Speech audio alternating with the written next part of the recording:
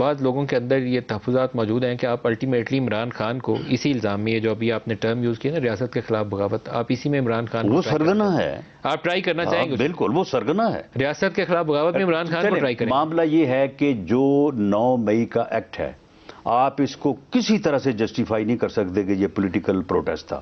یہ جو ہے یہ دفاعی تنصیبات پہ اوپر اور دفاع کی ذمہ دار اسٹیٹ فورس کے اوپر جو ہے یہ حملہ تھا، اور اگر یہ حملہ تھا تو یہ سرکشی تھی، یہ بغاوت تھی، اور اگر یہ تھی تو اس کا سرگنا جو ہے یہ عمران خان ہی تھا. تو پھر آپ ریڈ لائن وہی تھا، تو پھر آپ اور انہوں نے کہا کہ اس کو گرفتار کیا ہے، ریڈ لائن آپ نے کراس کیا. اب اس کو جو گرفتار کیا ہے اس کو گرفتار تو کیا جو ہے وہ آرمی نے کیا تھا؟ اس کو گرفتار تو نیب نے کیا ہے. اس کو گرفتار جو ہے وہ جو اسلام آباد کی پولیس ہے وہ اس کی ہم نے جو ہے وہ مدد فراہم کی. پھر آپ عمران کے خلاف جو ہے آرمی ایکٹ کے تحت ریاست کے خلاف بغاوت کا مقدمہ بنائیں گے؟